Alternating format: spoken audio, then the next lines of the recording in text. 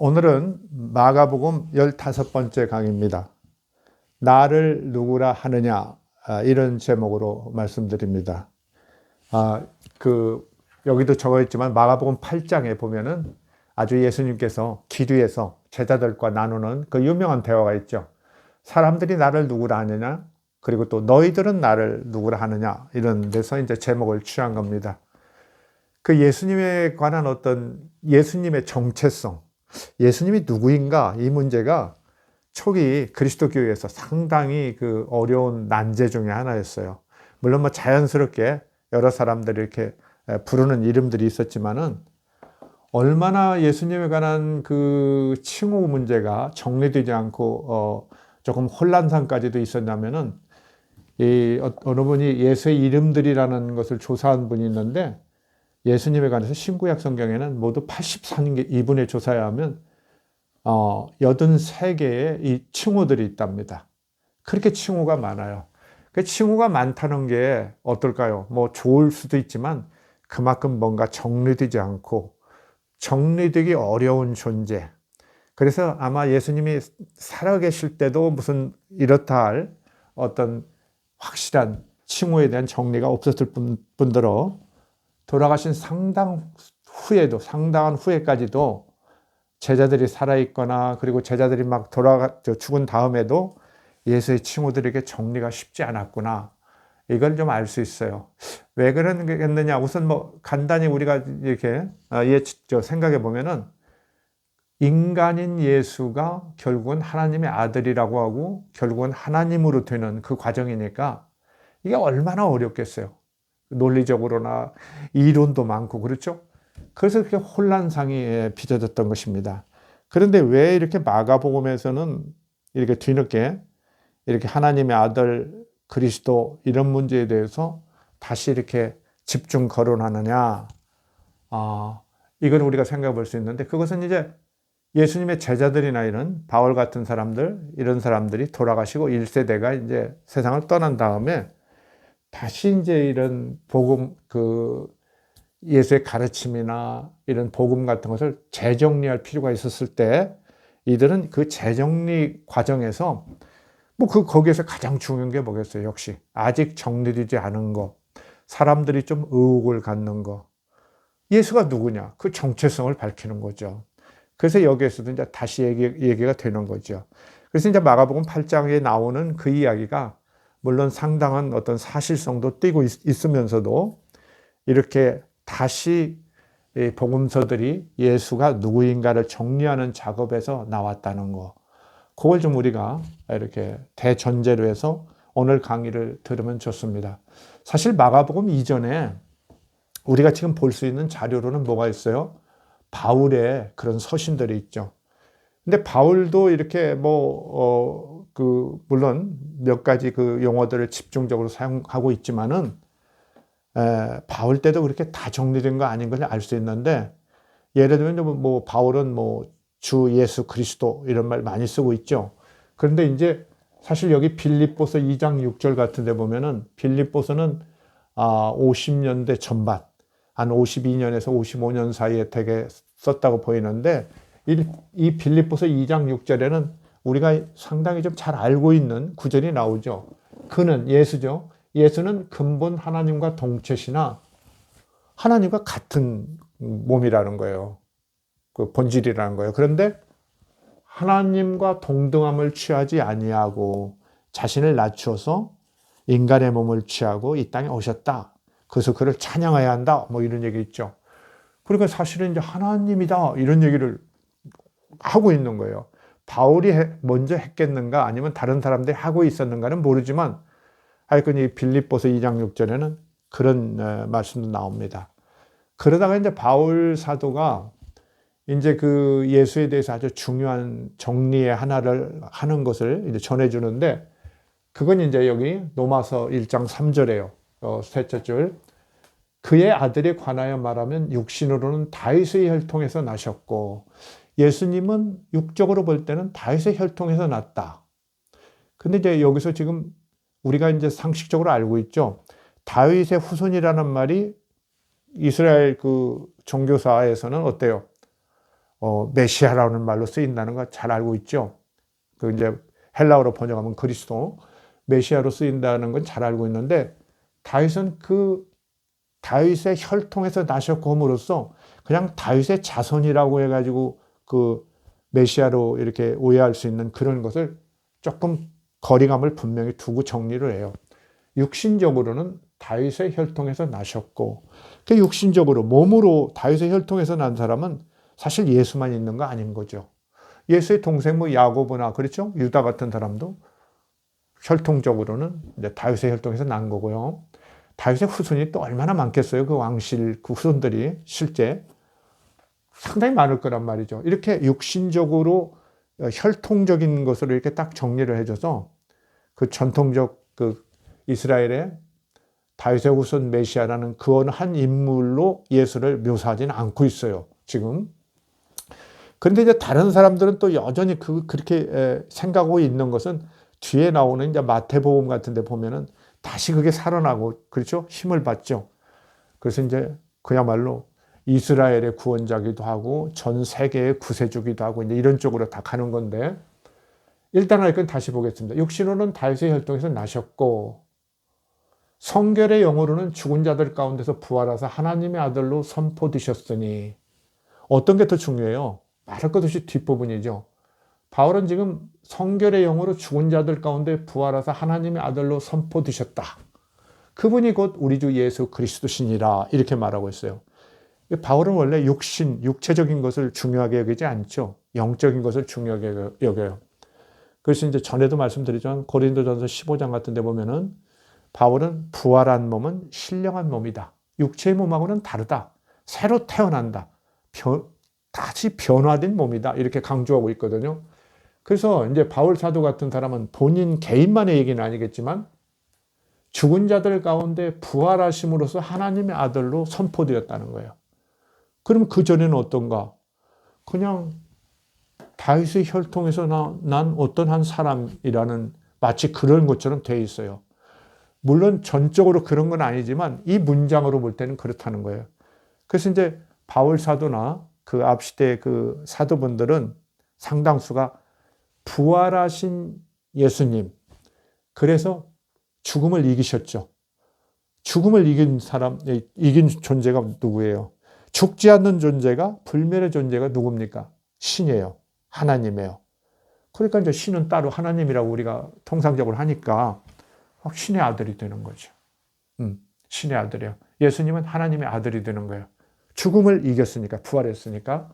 그래서 죽음을 이김으로써 예수님은 하나님의 아들로 선포되었다. 인정되었다. 이런 얘기죠. 이렇게 말씀해요. 그분이 우리 주 예수 그리스도시다. 이렇게 정리를 합니다. 그래서 부활을 하심으로써, 부활 승천하심으로써, 불멸의 존재가 되심으로써 그분은 하나님의 아들로서 이렇게 선포되었다. 인정되었다. 이렇게 딱 이야기를 합니다. 그런데 이제 이분들이 이제 돌아가신 다음에 이제 베드로나 바울 같은 이런 분들이 돌아가신 다음에 어떤 일이 벌어진 상당히 돌아가실 때 자체가 어렵게 이렇게 돌아가시죠. 그분들이 이제 되게 그 로마 황제 네로 때 대화제 사건과 관련돼서 처형됐을 것이다. 그래서 이제 한 AD 64년에서 한 67년 사이 그때 처형됐을 것이다. 되게 그렇게 보거든요. 그렇게 되고 계속 이제 로마 쪽에서 더군다나 그리스도교에 대한 박해가 지속되는 상태고 그러니까 어려움을 겪고 있다가 또 결국 이제 그 예루살렘이 이제 멸망하잖아요.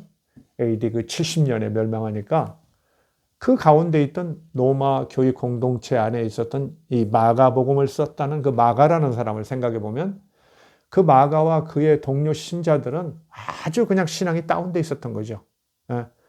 그러다가 이제 그 개선식, 로마군의 개선식에서 어떤 하나님의 그 현연하심, 존재, 누멘을 보고 깜짝 놀라서 각성해서 이런 복음서를 재정리함으로써 신앙을 이렇게 분발시키려고 나섰다. 제가 이제 그런 말씀을 드렸던 건데요.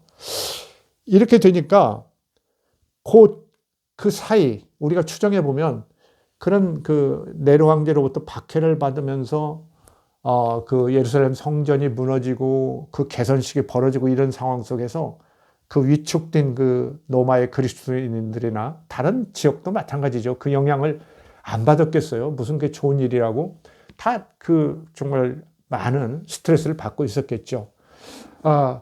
그분들에게 새로운 힘을 불어넣는 작업을 하는데 마가는 중요한 어떤 포인트를 어디에 뒀느냐면은 결국은 이제 사람들이 많은 의혹을 가지고 이렇게 이제 신앙도 이렇게 다운됐을 때는 아마 보나마나 예수님에 대한 많은 의혹들이 생겼을 거예요. 제일 큰 의혹은 뭐겠어요? 금방 오신다고 했다는 예수님이 안 온 거예요. 우리가 흔히 이제 파루시아의 지연이라고 그러죠. 예수의 재림이 지연되는 거.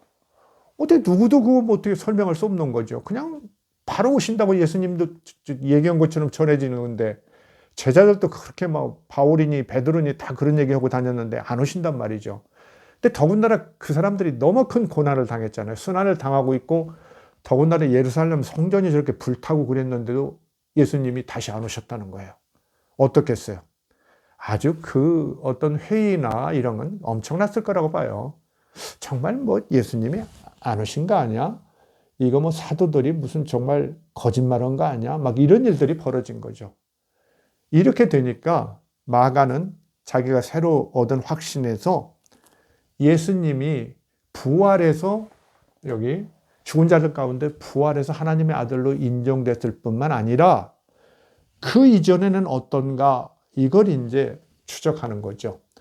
그 많은 사람들의 과거의 증언이나 전승 자료들 그런 것을 자기의 신앙적 확신에 의해서 재정리하는 작업이 이제 마가복음인데 어떻게 했어요? 마가는 그래서 이제 사실은 부활 이후에 예수 그리스도, 부활 이후에 하나님의 아들이 인정되었다는 이런 바울의 이런 서신 같은 거 이런 내용보다도 그 앞에는 또 어땠을까? 이런 걸 이제 많은 사람들이 이제 의혹을 가지니까 살아있을 때 예수님은 어땠을까? 이런 베드로 그 사도나 이런 분들이 많이 말씀을 하셨는데 그걸 좀 정리해서 힘을 좀 줘보자 이렇게 나온 거죠. 그래서 결과적으로 이제 말하면 여기 이제 그 마가복음 1장 10절인데 예수님이 세례를 받죠. 곧 물에서 올라오실 때 하늘이 갈라지고 성령이 비둘기같이 자기에게 내려오심을 보시더니 하늘에서 막 성령이 내려와요. 하늘로부터 소리가 나기를 너는 내 사랑하는 아들이라 내가 너를 기뻐하노라 이런 말씀을 들었다는 거예요. 그게 마가복음 1장 10절에 이런 말씀은 결국은 뭐예요? 예수 그리스도가 세례를 받음으로부터 하나님의 아들로 이렇게 인정받았다. 이런 얘기예요. 우리가 이제 시편 2편 7절에 보면은 그렇죠. 왕이나 이제 메시아가 임명을 받을 때 그 임명식에서 그러죠. 너는 내 아들이라. 내가 오늘 너를 낳았도다. 이렇게 하거든요. 그동안은 뭐 왕이 아닐 때, 메시아가 아닐 때는 뭐 그런 얘기 않지만 이제 왕관을 쓰고 대관식을 할 때는 너는 오늘부터 내 아들이다. 내가 너를 낳았다. 막 이렇게 얘기하죠. 대개 보면 중국도 그렇죠. 왕은 이제 천자라고 그러죠. 하늘의 아들. 그렇죠? 뭐 다른 나라도 되게 그래요. 근데 이스라엘도 그렇죠. 다윗이 이제 죽게 될 때 그 선지자가 그러죠. 다윗한테 하나님의 그 예언을 전하죠. 다윗 왕이요. 너무 염려하지 마라. 이제 너의 아들들, 너의 후손들은 내 아들로 삼겠다. 그렇죠. 하나님께서. 그러면서 그들을 만약에 잘못하면 내가 회초리로 때리고 바른 길로 인도할 것이다. 그러니까 염려하지 말라. 너희 자손들은 내 아들이 됐으니까 영원히 왕의 자리에 있을 것이다. 사실 그래서 이제 그 이스라엘에서도 다윗 왕조가 그래서 망하지 않을 거라는 강한 어떤 그 믿음이 있거든요. 이데올로기예요. 정치 이데올로기. 망했잖아요. 그때. 그렇죠? 얼마나 고생하고 망하고. 근데 그것이 끝내 살아남아서 이제 메시아론 같은 것을 남겨요. 다윗의 자손 메시아. 언젠가 오실 위대한 제왕. 이렇게 기대하는 거죠. 그런데 바로 예수님이 그 세례 받을 때 하늘에서 너는 내 사랑하는 아들이라 내가 너를 기뻐하노라. 내가 오늘 너를 낳았다 이런 얘기는 아니지만 같은 내용이죠. 그 순간에 처음으로 이렇게 성령이 내리고, 이제 어떤 그 성령의 내림이라는 것은 마치 메시아, 기름 부음 받는 자의 그것을 보여주는 건데, 또 내가 세례 받은 다음에 이렇게 하늘에서 그 거룩한 영을 내려주고 축복하고, 너는 오늘부터 내 사랑하는 아들이다. 너는 기뻐하는 아들이다. 이런 식으로 좀 묘사를 해요. 그러니까 마가는 지금 이제 부활은 다음에 이제 하나님의 아들이라고 인정받았다고 이제 로마서는 분명히 얘기하는데, 이제 이건 몇 년 후죠. 몇 년 후인데 71년이니까 한 15년쯤 후에 이렇게 나온 그 마가복음에는 예수가 세례 받을 때 성령의 은사를 받으면서 하늘에서 그런 소리가 났다는 거예요. 하나님의 아들로서 인정하는. 더군다나 우리가 지난번에 이제 제가 말씀드렸는데 그 변화산 2적에서도 나오죠. 그 이제 뭡니까? 엘리야하고 모세 만나는 얘기. 그런데 거기 보면 9장 7절에 보면 마침 구름이 와서 그들을 덮으며 구름 속에서 소리가 나되 이는 내 사랑하는 아들이니 너희는 그의 말을 들으라. 이런 소리가 났다는 거예요. 여기서도 이제 하나님의 아들이라는 걸 하나님이 이렇게 또 보장해 주는 거죠. 그래서 이제 마가복음은 하나님의 아들 예수 그리스도에 대해서 집중적으로 얘기를 하는데, 마가복음의 기술된 내용으로 보면은 세례 받을 때부터 하나님의 아들로 이렇게 인정받고 있구나, 이걸 알 수 있죠. 그러면 이제 과거는 부활할 때부터였는데 앞으로 가는 거죠. 소급시킨 거예요. 마가의 역할이에요. 그래서 마가복음을 보면은 세례 받은 다음에 이제 공생활에 들어가는데 아주 그냥 하늘의 권세가 출중하잖아요. 그렇죠? 뭐 그냥 바람도 잔잔하라고 하고 파도도 꼼짝 못하고, 그렇죠? 막 환자들 다 일으키고 낫게 하고, 그 다음에 뭡니까? 귀신들이 미리 알아보고 쩔쩔매고 그러죠. 그렇죠? 각종 그 기적을 행하고 그러죠. 그런데도 사람들과 제자들은 잘 알지 못한다. 더군다나 예수님은 제자들이나 자기를 따르는 사람에게는 가르치려고 하지만은 밖에 사람들에게는 왠지 잘 가르쳐 주려고 하지 않았다. 지들이 그냥 알아듣고 깨달아서 오면 좋고 아니면 말고 시게. 그게 뭐예요? 제가 먼저 강의했죠. 그게 메시아 비밀이에요. 마가는 그렇게 조금은 복음을 내외를 구별하는 그런 관점으로 보고 있어요. 왜 이렇게 복음을 약간 그렇게 복음의 대원칙, 누구나 예수님은 불렀다고 보이는데 여러모로 그렇잖아요.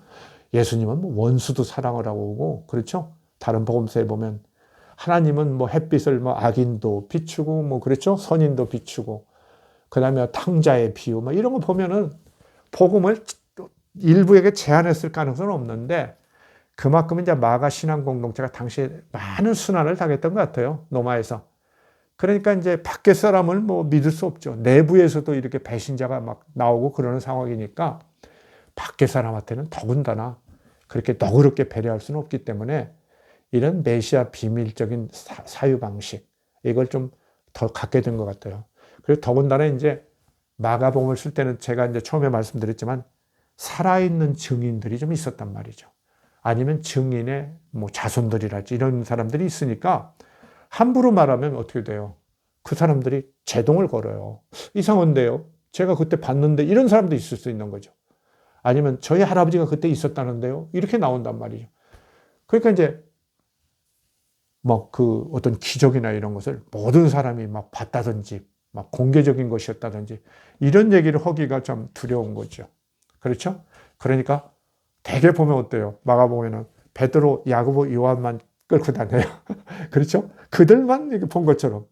근데 베드로도 돌아가시고, 야고보도 먼저 죽고, 요한은 뭐 오래 살았다 어쩐다 그런 어떤 설 같은 건 있지만, 뭐 로마하고는 아무 관계없고, 그러니까 조금 안심하고 좀 쓸 수 있는 거죠. 그 신학적 확신에서. 그런 원인들로 이렇게 쓰는 겁니다. 그래서 이제 어쨌든 마가복음은 그렇게 예수가 그 하나님의 아들이라는 걸 세례 때까지 이렇게 연장하죠. 그럼 여러분 어때요? 또 궁금하시죠? 그러면 마가나 누가복음은 어떨까? 한 10여 년 후에 또 나왔는데 더 연장해요. 더 소급시킵니다. 어떻게 소급시키냐? 하나님의 아들을 잉태할 때, 그렇죠? 천사가 와서 고지를 하잖아요. 이건 성령으로 잉태됐다. 하나님의 아들이다. 요새 마리아 내치지 말고 잘해 막 이러고 그러죠. 마리아에게 또 막 위로하고 그러죠. 그게 이제 마태복음과 누가복음이에요. 그 잉태로부터 하나님의 아들이 돼요. 출생부터. 그러면 이제 또 여러분 뭐 요한복음은 어떨까 또 궁금하시지 않아요? 요한복음은 어떻게 하느냐? 요한복음 1장 1절 어떻게 돼요, 여러분? 태초에 말씀이 계시니 이 말씀이 하나님과 함께 계셨으니 이 말씀은 곧 하나님이시라. 그런데 이제 말씀만 오니까 그러니까 로고스죠. 14절 보면 말씀이 육신이 되어 우리 가운데 거하심에. 그게 예수님이죠. 말씀이 육체를 입어서 우리 가운데 거하신 분이 예수님이죠. 우리가 그의 영광을 보니 아버지 독생자의 영광이요. 하나님의 독생자의 영광이죠. 은혜와 진리가 충만하다 그래요. 그래서 태초에 계신 말씀, 창조 이전에 계신 말씀으로 예수를 말씀 이렇게 그 기술하고 있어요. 요한복음 1장. 대단한 얘기죠. 그래서 그것을 창조 이전에 그 예수님이 계셨다고 그래서 그것을 선제, 미리 있었던, 그러니까 창조 이전에 있었던 하나님과 같이 있었던 선제하는 그리스도라고 예수님을 요한복음은 얘기하고 있죠. 그렇게 자꾸 이렇게 발전하는 거예요. 그래서 그런데 우리가 이제 눈치채신 분은 있을 거예요. 아, 이렇게 지금 로마서로부터 생각해 보면 마가, 마태, 누가, 요한복음으로 갈수록 예수님이 신의 아들, 나아가 신이 되어가는구나 이걸 알 수 있죠. 아시겠죠?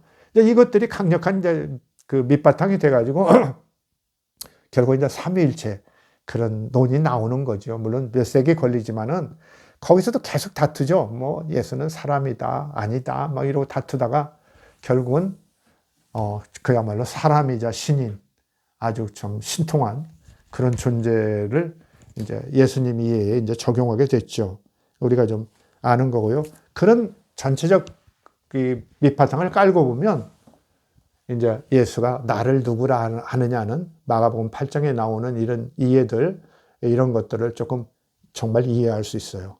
역시 그렇게 보면서 우리가 이제 중요한 것은 복음서의 예수 이해도 이게 형이상학적인 이야기지만은 그것이 이렇게 점진적인 시간의 흐름과 더불어 역사성을 띠고 있구나. 이걸 우리가 알아야 하고요. 그런 역사적인 것은 그 상황에 따라서 그 신앙 공동체가 처하고 있던 시간이나 공간적 어떤 이런 그 현실적 상황에 따라서 그렇게 변화 발전했구나. 이걸 우리가 좀 알아야겠습니다. 그러면 이제 직접 오늘 이제 해당되는 마가복음 9절을 한번 들어가 보겠습니다. 이렇게 변화하는 모습으로 보니까 뭔가 딱 너무 고정적으로 생각하지 마시고 이제 생각을 해 주셨으면 좋겠어요. 사람들이 이제 8장 27절입니다. 여기. 마가복음 8장 27절. 사람들이 나를 누구라 하느냐. 여러분 다 몇 번 들은 얘기죠.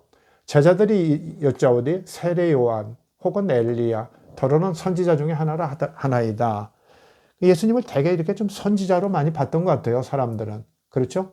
세례 요한이 뭐 죽었는데 억울하게 죽어서 다시 나타났나? 뭐 이렇게 생각하는 사람도 있고 그냥 하늘에 올라갔다는 그 엘리야. 다시 오셨나? 이런. 그 세례 요한을 엘리야라고 예수님은 직접 말씀하시는 것처럼 나오지만 그 당시 사람들은 이렇게 생각을 했다는 거죠. 선지자 중에 하나이다. 왜 선지자 중에 하나라고 하겠어요? 회개하라. 천국이 가까웠느니라. 이거 선포하고 다니니까. 그게 선지자이지 뭐예요. 천국이 아직 안 왔는데 가까이 왔다는 걸 선포하니까 선지자죠. 그 요한도 그런 선지자예요. 다시 나타난 선지자죠, 요한도. 그 뒤를 이어서 이제 예수님이 오니까 선지자라고 하는 거죠. 그런데 29절 또 물으시되 예수님이 다시 물었어요. 너희는 나를 누구라 하냐? 제자들한테. 여러분, 당신들은 나를 어떻게 생각하시오?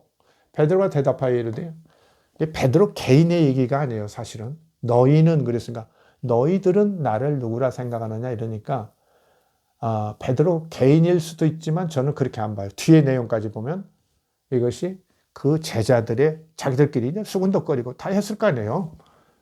이제 자기들이 기대하는 바가 있고 예수님한테 그리스도 신이이다. 베드로가 대답했어요. 그리스도 신이이다.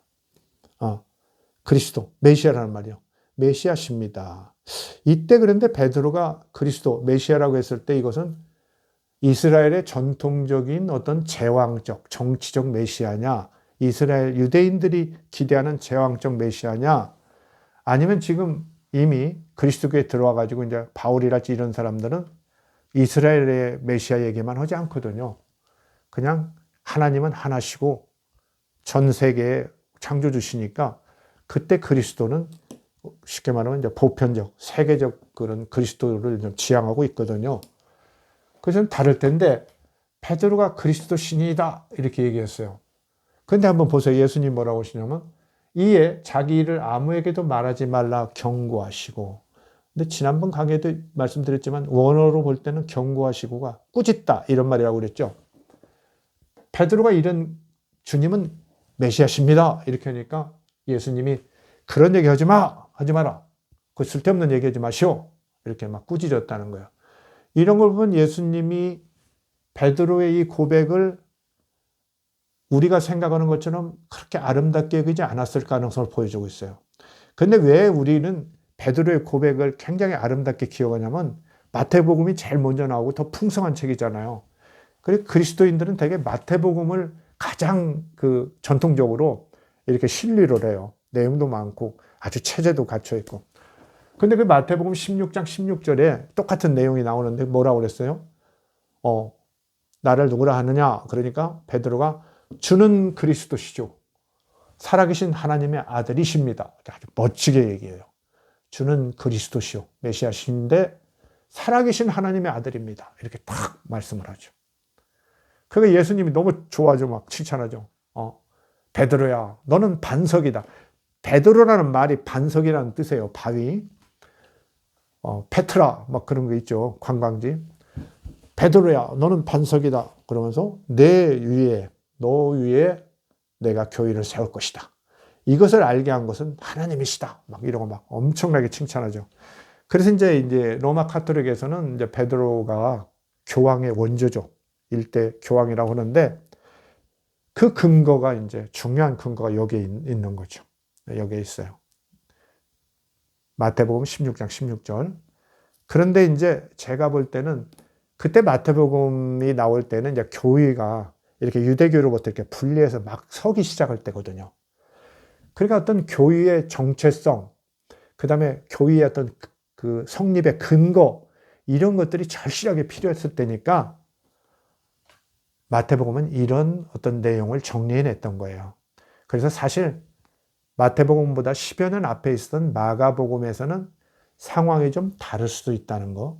더군다나 마가복음은 살아있는 증인들을 아직도 의식하고 있기 때문에 더욱더 어떤 사실을 반영하면서 자기의 그런 확신이나 이런 걸 마구 쏟아부을 수만은 없는 그런 면이 있었다는 걸 생각하면서 한번 보시기 바랍니다.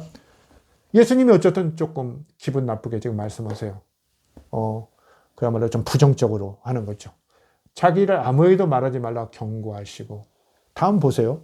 인자가 자기 자신이죠. 인자가 많은 고난을 받고 장로들과 대제사장들과 이렇게 죽임을 당하고 사흘 만에 살아나야 할 것을 비로소 처음으로 그들에게 가르치시니. 이 말씀을 하니 베드로가 예수를 붙들고 항변하며 무슨 말씀이냐고 오히려 이제 베드로가 항변해요. 항변합니다. 베드로는 이제 제가 그런 말씀 드렸죠. 나 같은 대학 교수가 무슨 제자 가르치고 이런 것 차이가 아닐 것이다. 거의 동지적 이런 결합을 하는데 그래도 예수님을 납비로 모시고 아마 살았던 것 같아요. 베드로가 막 항변하는 거죠. 왜 항변하겠어요? 한번 생각해 볼 수 있죠. 뭔가를 기대하고 했는데 더군다나 죽는다고 하는데 안 말릴 사람이 어디 있어요? 저라도 같이 있으면 막 말리죠. 예수님 왜 그 죽는다는 말씀이 무슨 말씀입니까? 죽었다 살아난다는 것은 안 들리고, 그렇죠? 일단 죽는다는 말씀이 들리잖아요. 우리 가지 맙시다 뭐 이런 거죠. 뭐 성전에 안 가면 그만이죠. 뭐 죽습니까? 살아서 도모해야죠. 뭐 이런 거 하는 거죠. 그래서 항변을 했어요. 항변함에 예수께서 베드로를 꾸짖어 이르시되 사탄아 내 뒤로 물러가라. 네가 하나님의 일을 생각하지 아니하고 도리어 사람의 일을 생각하는도다. 어때요? 지금 사탄이라는 얘기를 들었는데 베드로가 정말 제대로 된 깨달음 속에서 주는 그리스도시요 살아계신 하나님의 아들이라는 확신을 가지고 그냥 그리스도 신이다 이렇게 했더라면 이런 게 바로 나오지는 않겠죠. 그렇죠? 베드로는 이제 인간적인 어떤 생각을 하고 있었던 거예요. 그건 이제 어떻게 알 수 있냐면 결국은 베드로는 어떻게 돼요? 나중에 이제 예수님을 배반하잖아요. 닭 울기 전에 3번 부인한다는 그런 유명한 이야기. 배신을 하고 아주 그냥 울고 야단나죠. 아주 그것 때문에 이제 어려움을 겪죠. 그런데 이제 베드로만 그런 게 아니라 어때요? 야고보와 요한. 그냥 세 손가락 안에 드는 제자 2명이 또 어때요? 뒤에 보면 그거 나오죠. 예수님한테 또 참 답답하죠. 예수님께서 영광을 입으실 때, 그러니까 예루살렘 들어가서 왕이 되시면, 메시아로서 왕이 되시면 그때 우리를 기억하소서, 우리를 좌편과 우편에 앉혀주소서, 이렇게 부탁했다가 이제 여러 말 듣죠. 내가 하려고 하는 것은 이렇게 섬김을 받는 게 아니라 섬기려는 것이다. 그리고 낮은 자가, 밑에서 봉사하는 자가 진실로 앞선 자고 지도자다. 이런 유명한 가르침을 막 하고 그러죠. 그렇게 답답한 사람들이에요. 그러니까 이 베드로의 원래 고백 그리스도신이다는 이스라엘의 임금이 되는 그리스도, 메시아라는 말이죠. 그렇게 보아야 할 가능성이 매우 높습니다. 그 제자들의 끝내 그 행태를 봐도 그들이 진정 예수의 실체를 그리스도시고 살아계신 하나님의 아들이라는 확신을 얻지는 못했다는 걸 알 수 있어요. 그런데 그러면 예수님은 정말 어떻게 이제 마가복음에서 최종적으로 예수님을 이제 정리하느냐, 정말 예수님이 누구인가를 최종적으로 정리하느냐, 이것은 여기 마가복음 14장 61절에 나와요. 이제 예수님이 그 잡혀가지고 대제사장한테 취조를 당하는데 14장 61절에요. 대제사장이 다시 물어 가로되 내가 찬송받을 자의 아들 그리스도냐. 찬송받을 자라는 건 하나님이라는 말이죠. 내가 찬송받을 자의 아들 그리스도냐, 메시아냐? 예수께서 이르시되 내가 그니라. 그렇다, 이런 얘기죠. 내가 하나님의 아들 그리스도다. 인자가 권능자의 우편에 앉은 것과 하늘 구름을 타고 오는 것을 너희가 보리라. 여기서 인자는 다니엘서 7장 13절에 나오는 거예요. 다니엘이 봤다는 환상, 거기 보면 하늘나라에 하나님의 보좌가 있는데 그 앞으로 구름 타고 사람 모습으로 온 사람이 쫙 나타나요. 그런데 그 인자같이 생긴 이, 인자라고 하죠, 통칭. 그 인자에게 하나님께서 종말의 모든 권세를 다 줬다는 거예요. 그러니까 여기서 지금 뭘 얘기하고 있어요? 마가는 예수가 진짜 했는지 그건 몰라요. 저는 이렇게 얘기 안 했다고 보는 편인데 마가는 이렇게 정리해요. 마가는 예수님이 최종적으로 대제사장이 딱 전곡을 찌르는 질문을 하니까 그렇다. 나는 하나님의 아들 그리스도고 다시 올 인자다. 이렇게 얘기하는 거예요. 이렇게 딱 정리를 해요. 마가는 하나님의 아들 그리스도고 뭐 다를 거 없어요. 여기 하나님의 아들 우리 주 예수 그리스도, 바울하고 바울의 로마서 1장 3절하고 다를 건 없는데, 근데 아까 말씀했죠. 이미 바울은 부활한 다음에 이제 하나님의 아들로 인정받았다고 보는데, 여기는 사실 공생애가 시작될 때, 세례받을 때부터 이미 하나님의 아들이라는 선포가 하늘로부터 있어요. 계속. 그리고 권능으로 그를 도와줘요. 하나님의 아들인 것을 권능으로 도와주고, 또 중간에 또 변화산에서 또 재확인해주고, 그래서 마지막에는 이제 예수님이 당신의 입을 통해서 대제사장이 물어본 거지만, 그렇다. 나는 하나님의 아들 그리스도고 다시 올 구름 타고 올 인자다. 너희가 그걸 볼 것이다. 이렇게 선포를 합니다. 그래서 이제 마가복음은 이렇게 정리를 해요. 아까 말씀드린 대로 하나님의 아들이라는 것을 소급시켰죠. 공생의 전체에. 그래서 이제 마가는 무슨 얘기를 하려고 그런 거예요? 그 로마 공동체, 이 마가복음을 읽어야 할 로마 공동체 교회 신자들에게 무슨 얘기를 하는 거예요? 예수님은 부활해서 하나님의 아들로 입증된 거, 선포된 건 물론이지만 사실은 살아계실 때도 이미 하나님께서 아들로 선포하셨고 공생애 동안 하나님의 아들로서 이런 권능을 보여주었다. 그리고 어때요? 마지막에는 유대의 대제사장도 이렇게 확인했다. 직접 물어서 확인했다. 그래서 이렇게 말씀하셨다. 이런 거. 그리고 또 이제 예를 들자면 이런 거 있죠. 그 로마의 백부장이 십자가의 그 처형장에 있었던 백부장이 그 모든 것을 보고 어째요? 아, 이분은 진짜 하나님의 아들이다. 이렇게. 뭐 자기가 무슨 판단력이 있겠어요. 그건 하나님께서 그를 이용해서 이렇게 선포를 하게 했던 거죠. 참 하나님의 아들이다. 그 다음에는 뭐가 있어요? 그 직전에 그 지성소, 성소의 휘장이 예수님의 죽음과 더불어 성소의 휘장이 쫙 찢어져 가지고 어떻게 됐다는 거예요?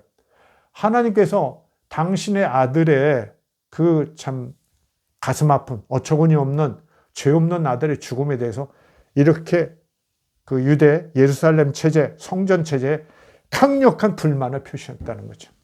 휘장을 쫙 찢게 함으로써 이렇게 얘기하는 거죠. 그렇게 얘기하는 겁니다. 그런 것을 이제 잘 보여주는 거죠. 그렇죠? 그래서 이제 마가복음 전체는 아주 드라마틱하게 그리고 하나님의 음성까지를 동원해서 권능, 징조 이런 것 전체를 통해서 예수가 하나님의 아들 그리스도는 이런 때는 이제 구세주 이렇게 우리가 이해하면 되죠.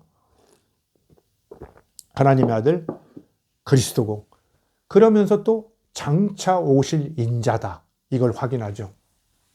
근데 인자가 이제 사람의 아들이라는 말로부터 시작됐는데 이게 좀 하늘나라에 있는 사람의 아들이라는 말로 아까 인자 같으니 이런 것이 나오니까 아주 이제 독특한 용어가 돼가지고 메시아나 이제 거의 같은 뜻으로 쓰이거든요. 그렇죠? 그런데 이제 우리가 좀 상식적인 것이고 제가 이제 역사적 예수할 때도 그 얘기를 좀 썼던 것 같긴 한데 바울은 인자라는 말을 바울 서신에는 한 번도 안 써요.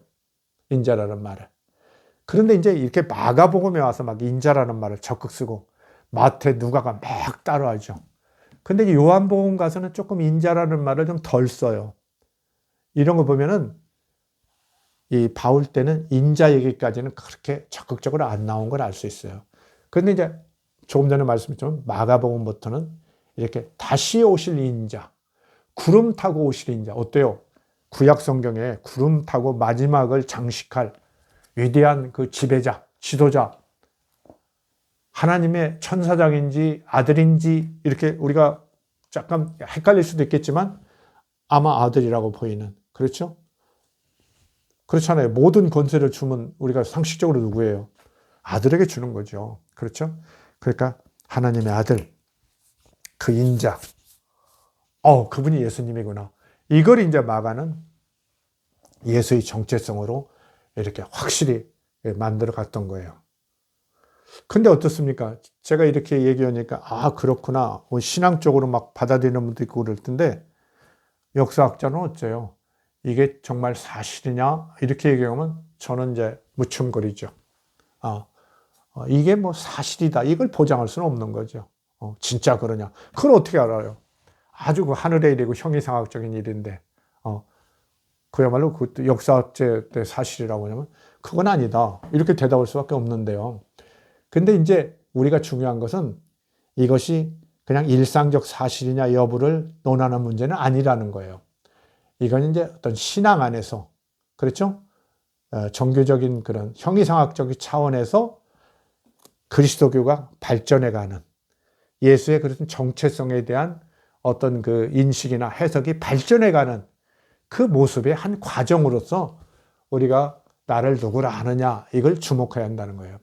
그래서 여기에 이제 예수님의 정체성과 관계에 대해서 여러분에게 조금 그 마가복음 내에서 보다 좀 사실성, 현실성이 있는 문제가 잔뜩 묻어나 있는 어떤 그런 구절을 하나 이제 소개하고 이제 끝을 내야겠는데요.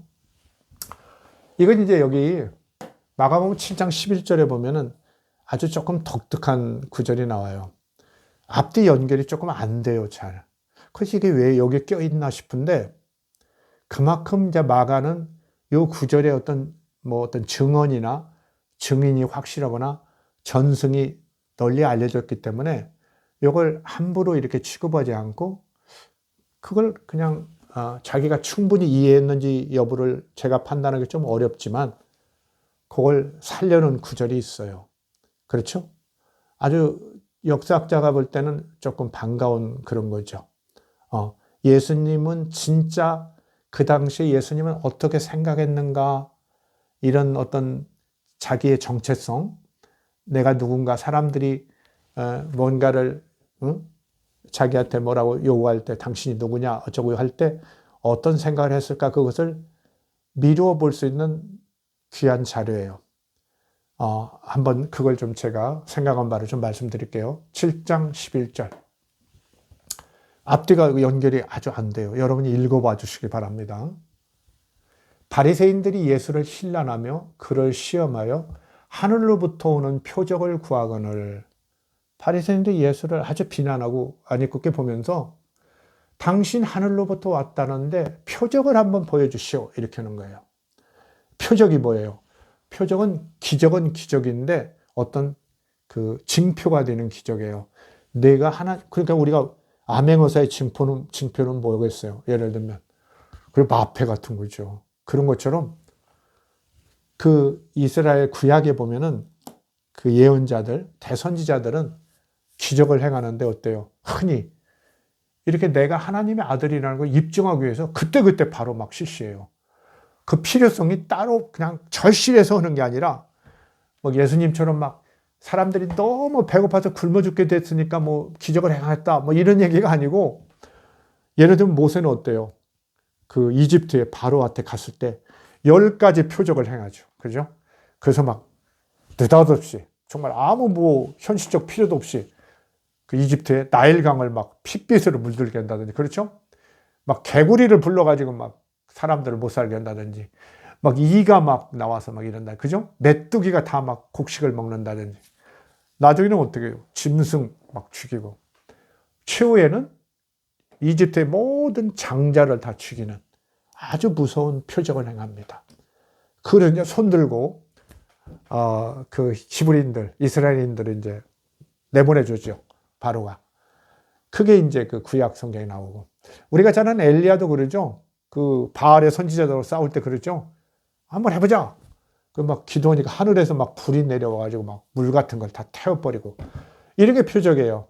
내가 그 어떤 네가 그 정체성을 가지고 있다는 것을 입증할 수 있는 기적. 그걸 행하라는 거예요, 예수님한테. 근데 이제 제가 앞뒤가 없기 때문에 그런데 마태복음과 누가복음은 이걸 어떻게 연결시켰냐면은 표적을 구하거나 다음 좀 보야겠네요. 보세요. 하늘로부터 오는 표적을 구하거늘 예수께서 마음속으로 깊이 탄식하며 이르시되 조금 독특하지 않아요? 뭐 표적을 구하는데 뭐 있으면 그냥 여태까지 마가복음이 지금 기술한 내용으로 보면 어때요? 별거 다 할 수 있죠. 그래? 표적? 그래. 여기 아픈 사람이 있어? 너희들 중에? 이리 나와봐. 어디가 아파? 눈이 안 보여? 뭐 눈 떠주면 될 거 아니에요. 예수님이 여태까지 마가복음의 그런 기적들, 능력으로, 권능으로 보면. 근데 예수께서 마음속으로 깊이 탄식한대요. 뭔가 좀 다르죠? 톤이 달라요, 지금. 그렇죠? 지금까지 마가가 막 확신에 차서 기술한 그야말로 권능에 넘치는 하나님의 아들, 권능자, 이건 이 모습이 아니에요. 예수께서 마음속으로 깊이 탄식하며 이르시되, 탄식해요. 마음속으로 깊이 그것도. 어찌하여 이 세대가 표적을 구하느냐. 여태까지 너무 다르잖아요. 그냥 표적을 구했으면 그냥 뭐 거절하든지, 아니면 그냥 잠깐 그냥 보여주면 될 텐데, 이렇게 마음 아파하고, 이 세대가 표적을 구하느냐, 이렇게 마음 아파한단 말이죠. 내가 진실로 너에게 이르니 이 세대에 표적을 주지 아니하리라 하시고, 근데 마지막이 가관이죠.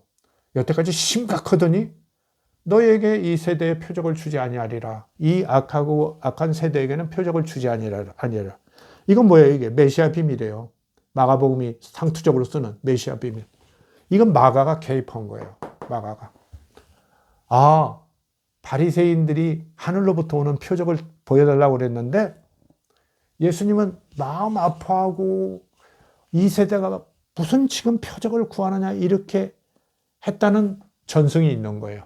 전승이 있는데 마가는 그걸 그 사람들한테는 예수를 믿지 않는 자들이니까 표적을 보여주지 않아야지. 이걸로 딱 정리를 해버렸네요. 메시아 비밀이 됐어요. 근데 이 앞에 내용이 이상하다는 얘기예요. 제 말씀은. 그냥 쉽게 바리새인들이 하늘로부터 당신이 하늘에서 하나님의 사자나 하나님의 아들이라면 그 표적을 보여라. 이렇게 했으면 그냥 부정하면 되는데 뭐 마음속으로 깊이 탄식하고 어찌하여 이 세대가 표적을 구하느냐. 막 이렇게 했겠는가 이거예요. 이건 설명하지 못해요. 이러니까 마태복음과 누가복음에는 이 내용이 이렇게 몇 군데 이렇게 찢어서 나오는데, 예를 들면 마태복음 16장 같은 데는 1절부터 나오고 그러는데 누가복음에도 이렇게 흩어져 좀 나옵니다만은, 그거는 어떻게 연결하냐면 그쪽에서는 이렇게 얘기해요.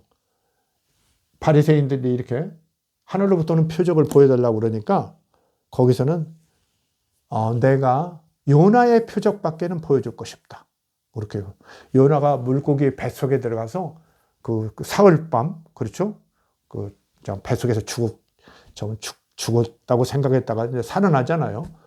그것밖에는 표적이 없다. 그러면서 이 세대가 어찌 표적을 구하는가? 이러면서 막 이렇게 그렇게 정리를 해요. 똑같이. 근데 진짜 요나의 표적인가? 그것은 이제 예수님이 죽었다가 부활하신다는 것의 표적으로서 요나의 그런 그 행적을, 구약 성경이 전하는 행적을 일종의 어떻게 보면 예시적 그런 표적으로 이제 지적하는 거죠. 예시적 표적으로 지적하는 건데, 그게 진짜 그런가? 이거 알 수 없단 말이죠. 마가복음이 더 원조 같아요. 약간 느낌은. 왜? 약간 모순성이 좀 보이니까요. 그동안 마가가 기술하고 있는 내용, 예수에 대한 그 능력에 대한 기술, 기적에 대한 기술하고는 좀 다르니까. 아까 말씀드린 대로요. 그냥 그야말로 메시아 비밀로서 밖에는 안 알리려면, 예수를 힐난하면 하늘로부터는 표적을 구하거늘 예수께서 거절하셨다. 이 세대에 내가 표적을 주지 않겠다. 이러면 간단한데, 이런 마음속으로 깊이 탄식하고 어찌하여 이 세대가 표적을 구하는가. 뭔가 진짜 아파했던 거 보여요. 그래서 저는 이 약간의 그 충돌, 자체의 충돌, 내부적 어떤 그런 모순성, 이런 것을 볼 때 이것은 진짜 예수님이 하신 말씀 중에 하나일 가능성이 높다. 여기 앞에 부분 3분의 2까지는 이런 생각을 한 거예요. 근데 예수님은, 바리새인들은 뭘 가지고 예수님을 힐난했을까? 제가 볼 때는 부활을 얘기는 하지 않았어요. 부활 얘기는 언제 해요? 여긴 7장 1절인데 생각해 보세요. 마가가 얘기하는 식으로 보면 부활 얘기는 8장에서 얘기한단 말이에요. 그렇죠? 처음으로 아까 그랬잖아요. 8장 30절, 31절인가요? 여긴데 8장 끝부분에 가서 얘기한단 말이죠. 처음으로 이제 내가 이렇게 핍박을 받고 죽어서 부활할 것이다 얘기하니까 베드로가 펄쩍 뛰잖아요. 그렇죠? 펄쩍 뛰는데 어떻습니까? 8장 30절이네요. 그러면 7장 11절에 그 바리새인들이 그걸 먼저 알고 그걸 물어봤겠습니까? 그럴 리 없단 말이죠. 그래서 이제 마태복음이나 누가복음은 워낙 이제 그 죽었다 살아나는 일, 그것이 이제 예수 그리스도에게는 핵심적 사건이니까 그걸로 예상하고 요나의 표적을 이제 들이댔는데, 제가 볼 때는 맞지 않는 주석이라고 저는 봐요. 그건 맞지 않는 주석이고, 제 말씀 한번 들어보세요. 바리새인들이 그러니까 예수님이 발설하기 전에 했다고 그러면 하늘로부터는 표적을 구하거늘 이건 뭐냐? 예수님이 지금까지 뭐 하고 다녔어요? 회개하라, 천국이 가까웠느냐, 이렇게 하고 다녔어요. 그 많은 사람들이 여기 얘기하잖아요. 선지자 중에 하나다.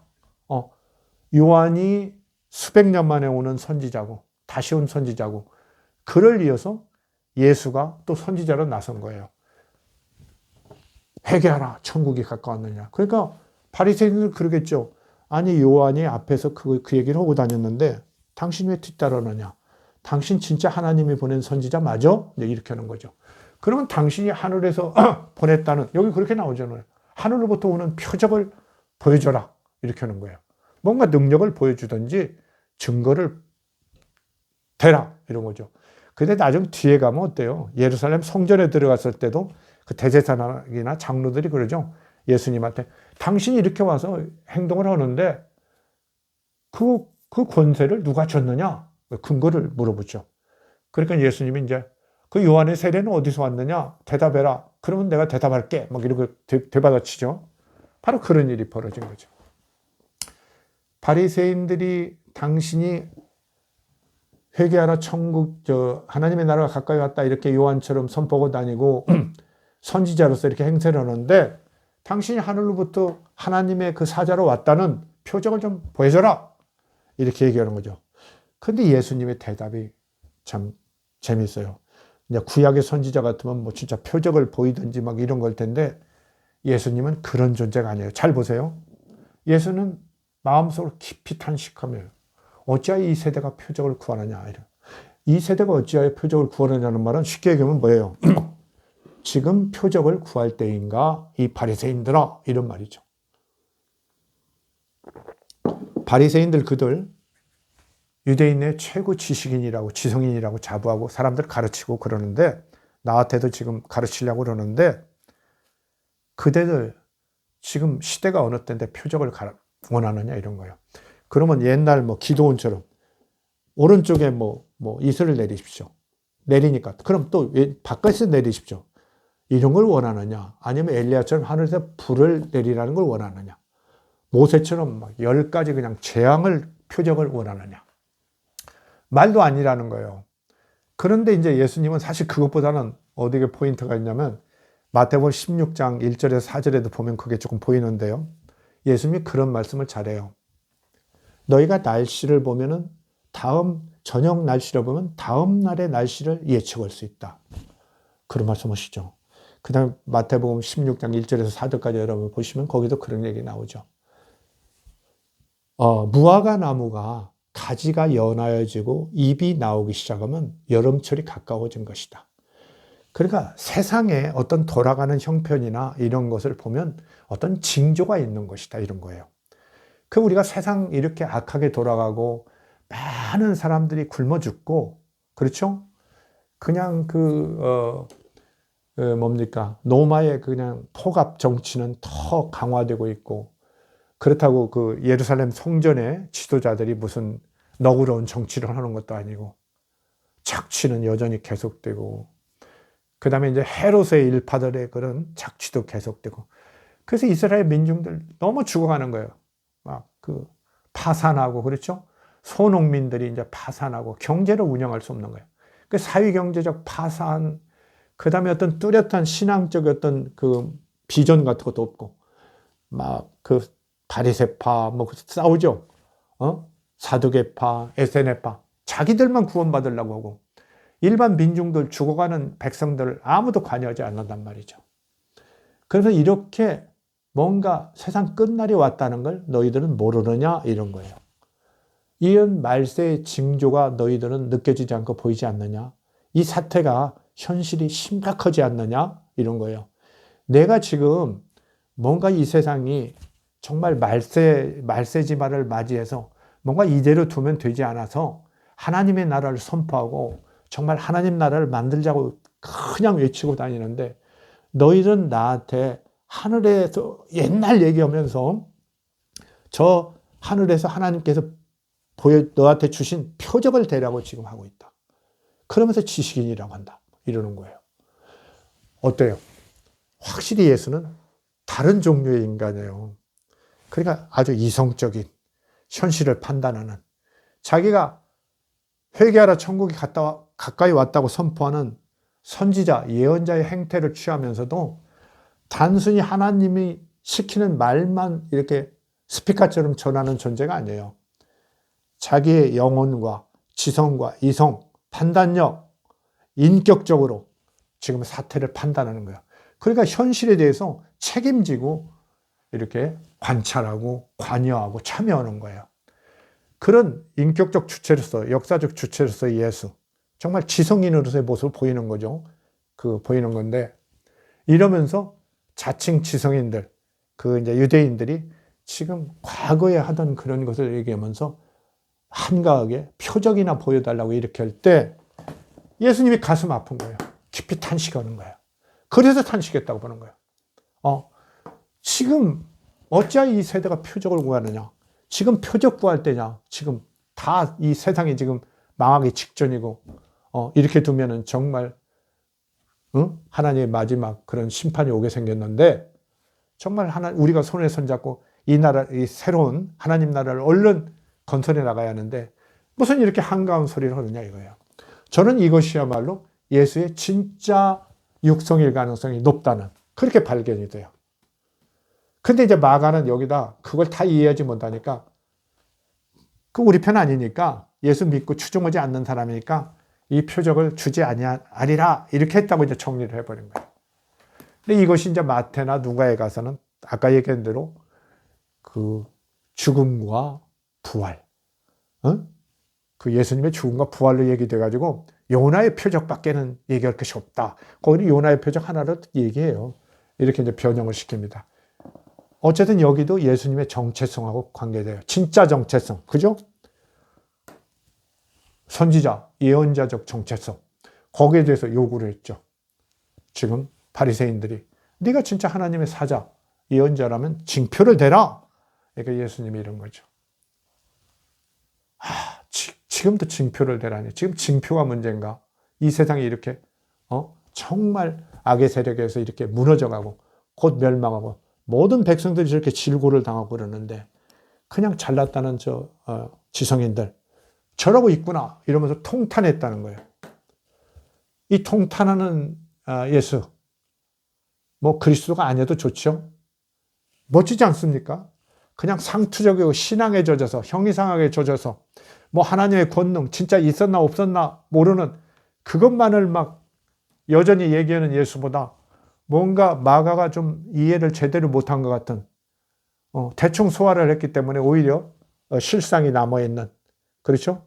모의 안에 있는 뭐 도토리처럼 이렇게 남아있는 요 예수의 어떻게 보면 진짜 어떤 인식과 말씀 이 정체성과 자신의 하늘의 하늘이 아니라 자기의 그런 선지자로서의 정체성에 대한 어떤 답변.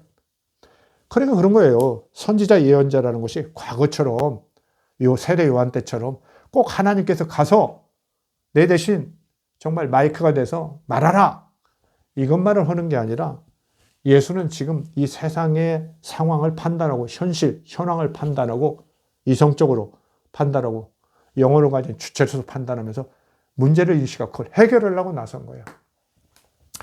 그것을 상황을 분석하고 판단하고 어떤 대책까지 제기하면서 마음 아파하는 예수.